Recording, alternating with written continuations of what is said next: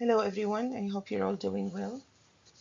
This is just a very short video on the key points that I want you to study in the article that T.S. Eliot wrote on the metaphysical poets.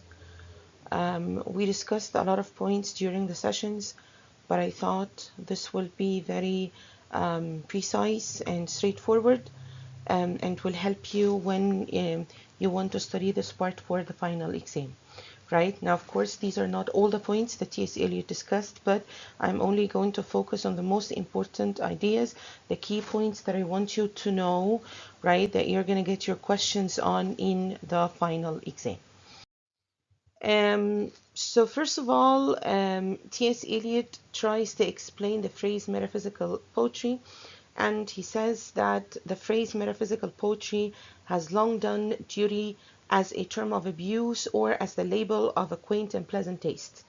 There are a lot of views on metaphysical poetry, and that is why he finds himself in a quandary, more or less. And this is how he begins his own essay on the metaphysical poets.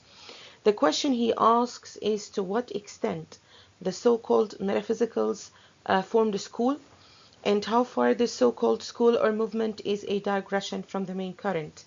And I think we also discussed this in the sessions when we try to figure out whether the metaphysical poets and what they represented was influenced by the 17th century or was a digression from what was happening in the 17th century.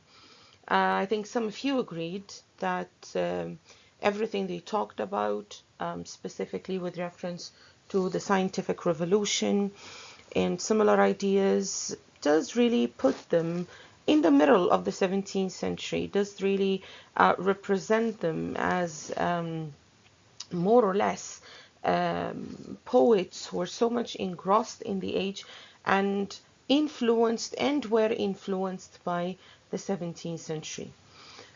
He adds, not only is it extremely difficult to define metaphysical poetry, but difficult to decide what poets practice it and in which of their verses. He then elaborates that the poetry of John Donne, for example, is late Elizabethan. Its feeling often very close to that of Chapman. We also talked about the poetry written by John Donne during the Elizabethan period, and it was more or less courtly love, a bit different from the poetry that he published during the 17th century. And he says it is difficult to find any precise use of metaphor, simile, or other conceit which is common to all the poets as a. He talks about John Donne, for example. He says that Donne employs a device which is sometimes considered characteristically metaphysical.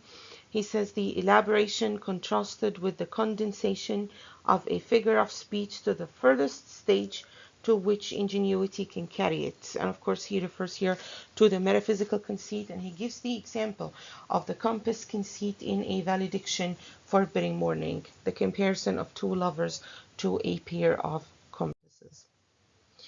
He then talks about Samuel Johnson, who was the one who coined the term metaphysical poetry in the first place. And he says that Samuel Johnson claims that in metaphysical writing, the most heterogeneous ideas are yoked by violence together. And to such statement, Eliot responds that all poets do that, even Johnson himself. And I guess we had quite a conversation and a discussion about what he means by, having these ideas yoked by violence. And I asked you about what you think about it. Now, as you know, this is not a video wherein I am going to explain everything that we explained in class, but it's rather, a recap of the key ideas, more or less me trying to help you figure out the main ideas in the article before the exam. Right, then T.S. Eliot talks about George Herbert. And this is George Herbert here. He says that George Herbert wrote in simple and elegant language. His syntax or sentence structure was often more complex and demanding. Some of you agreed with him, some of you disagreed. He adds that in his poetry, Herbert showcases a fidelity to thought and feeling, i.e., the union of thought and feeling. And I think this is how he began to explore his own theory of the dissociation of sensibility, because actually this is one of the main ideas discussed in this article. Now, as you know, dissociation, it means separation, all right, the separation between thought and feeling.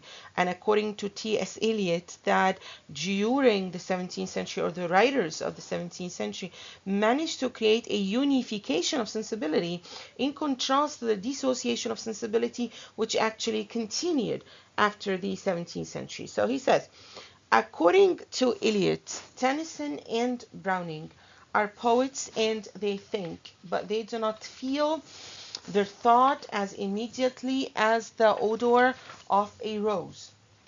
He then says, a thought to Donne was an experience. It modified his sensibility.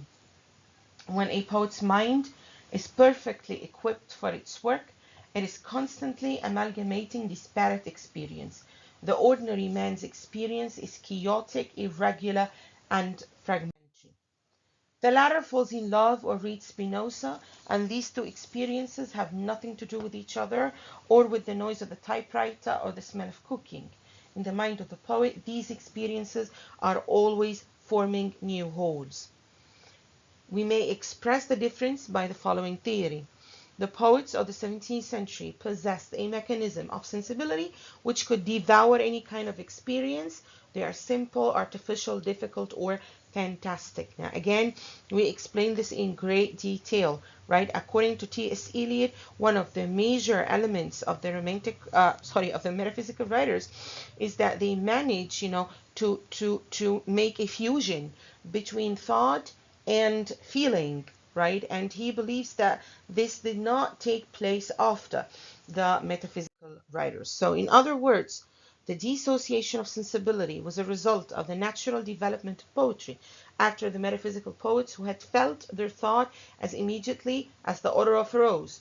This phenomenon, i.e., the direct sensuous apprehension of thought, or the fusion of thought and feeling, which Eliot called a mechanism of sensibility, was lost by later poets, i.e., in metaphysical poetry, there is unification, right? In contrast to the dissociation of sensibility, which underwent, during the periods following the 17th century. So, to conclude, the metaphysical writers could bring together abstract ideas and intense emotions, creating harmonious fusion of thought and feeling in their work. And as an example, in Donne's work, there is an intellectual analysis of emotion. Everything arises out of some emotional situation, but the emotion is not merely expressed, it is analyzed. Now, again, we discussed this in great detail. I just thought that it would be helpful if you have all of these ideas, concentrated in a very short video like this. And I do trust that you have a clear understanding of these ideas, because as we agreed together, not only are you going to get 2 of the multiple choice questions from this material, but I may be in need to use some of these ideas in the main question, if the main question will ask about the metaphysical writers. All right, so thank you so much and happy studying.